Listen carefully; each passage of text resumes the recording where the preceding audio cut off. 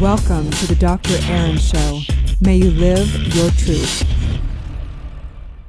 Good morning from Los Angeles, California.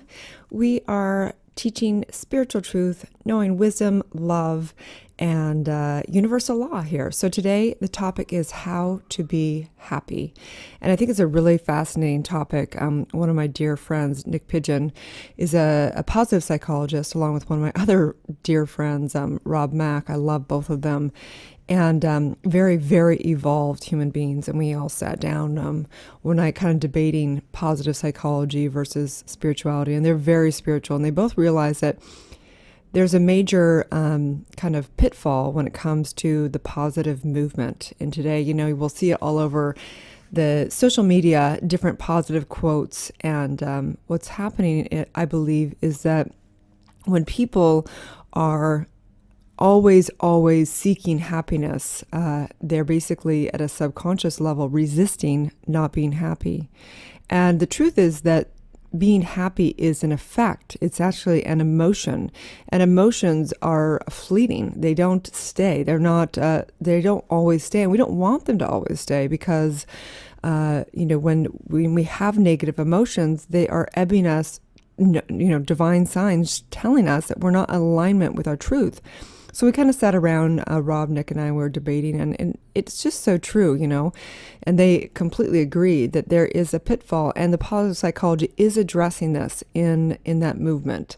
They realize that this is an issue to be dealt with, because just the title of positive psychology can have a pitfall in of itself, and yet it is really good. They've done some incredible different scientific backing around how people are happy and what makes them happy and what habits make them happy and so on and so forth. So I believe that it is a very, very great movement, and at the same time needs to have a disclosure, like a major disclosure around it. And so today we're having a topic of how to be happy. And I think the first thing is to realize that happiness is not necessarily a destination. It is something, it's really a result of a decision in mind, at a core decision that you're going to be happy. And yet knowing that you can't be happy all the time. It's impossible to be happy all the time. You can stay neutral, meaning let's just pretend that all of a sudden you're in an environment where, say, your partner begins to abuse you. You're not going to just sit there and be happy and be like, I'm just going to be positive about this. No, that's crap, right? So the feeling of going, this is not working for me. I feel sad. I feel, abused, whatever that is. That is the divine sign saying this environment is not for you. So what are we going to do about that, right? So I always think being fulfilled is a destination. Being fulfilled and being on purpose is a destination. So, as we debated this and they brought up some different habits to deal with being happy, and I brought in some spiritual distinctions, we definitely came to major agreement upon the fact that being happy is not a destination. It's a way of life to always be on purpose driven towards being happy, basically living your highest and best life. So I want to give you some tips today to how to be staying on that track, how to be happy, which basically means always living a fulfilled life, in my opinion. So the negative signs definitely are those emotions. We need to know that the positive movement can be a dangerous movement. So some tips for you today. Number one is to obviously have the intention of living a life that you love, which always comes down to a decision in mind, like we always say. It comes down to building habits of keeping your mind right. So having affirmations and things like that every day to stay on track.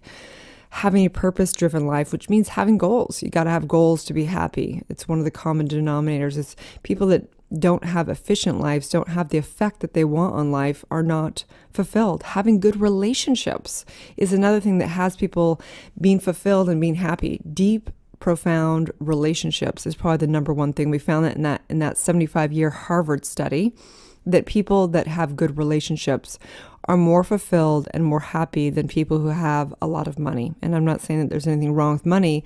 Money is important to be able to do the things that you want to do, like even having good food, good health care, whatever that is. But having good relationships is number one.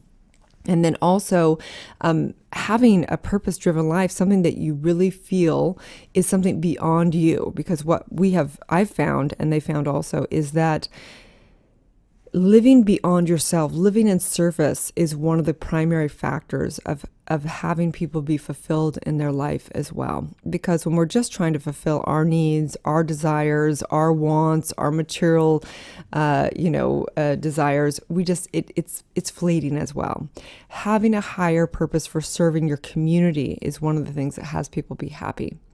So happiness is not a destination. It's really a way of life, being fulfilled in your life. So on that note, how are you going to be happy? How the hell, I always say, look, if it was just me and I'm trying to fulfill this life, like this bitch ain't ever going to be happy. Literally, the more I try and fulfill my own needs, the less I'm happy. The more I try and get in service, and the more I'm living for a purpose driven to make a positive impact on the world, the happier I become. So, on that note, how to be happy. Today's daily spiritual practice to be happy is to stay neutral. So the first place, because the mind, universal law, the mind is a spectrum. So the moment you actually try and be happy, you are actually resisting not being happy, and you're informing universal law to bring you more of, quote, quote, not being happy. So you want to practice staying neutral. Staying neutral is better than being happy from a spiritual perspective, because when you become neutral, you're actually able to have free choice. You get to choose from that realm without resisting something.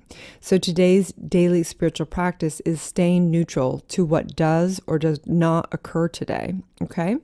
And then from there, once you're able to stay neutral and as is things, as the Vedas say, the oldest scripture known historically, as is it. As it is the saying. So, it was a real trendy saying years back. It is what it is, right? Well, it's actually a very spiritual saying. If you can stay neutral and get in that space around what does or does not occur today, then you can choose to make new choices that will bring you fulfillment and happiness, right?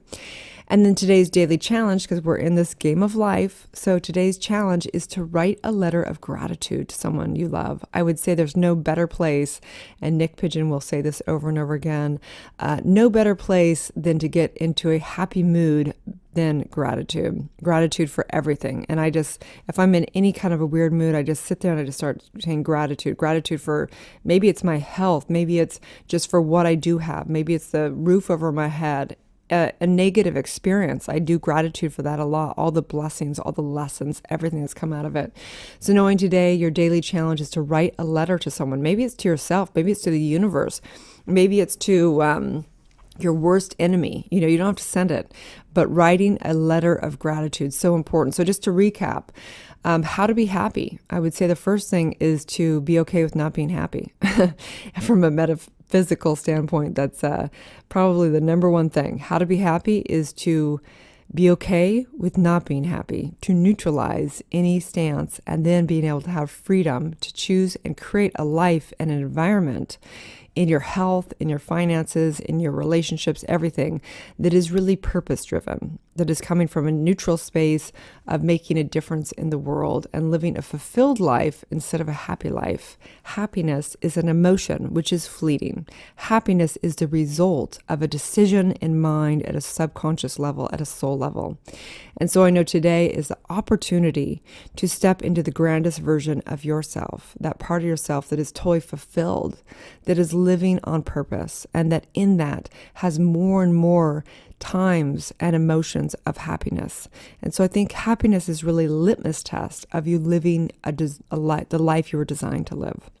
And so on that, I know today is a great day, a day of fulfilling your highest purpose, your highest fulfilled life, your highest, greatest version. And I know any divine signs of negativity or sadness is your soul spirit saying, wake up to the highest version, realign to the life you're designed to live, put yourself in a new environment, create new friends, deeper relationships, eat healthier, all those things, sleep well, all those things that are going to help you live a fulfilled and happy life more and more. So if you've benefited from this conversation, please share this with somebody that you feel would benefit from living a more fulfilled life, a purpose-driven life. And you can find me at erinfalhaskell.com. You can get my book on Amazon. It's called Awakening, a 40-day guide to basically turning on your spiritual powers, your life purpose, and manifesting your dreams. You can also get my free app with 30 guided meditations, lessons, all the interviews from Focus TV, and the daily 11-minute podcast at drerin.tv. That's DRERIN.tv. Please private message me with any questions, any topics you'd like to talk about, and I'm always here for you forever. This is Dr. Erin, and may you live your truth.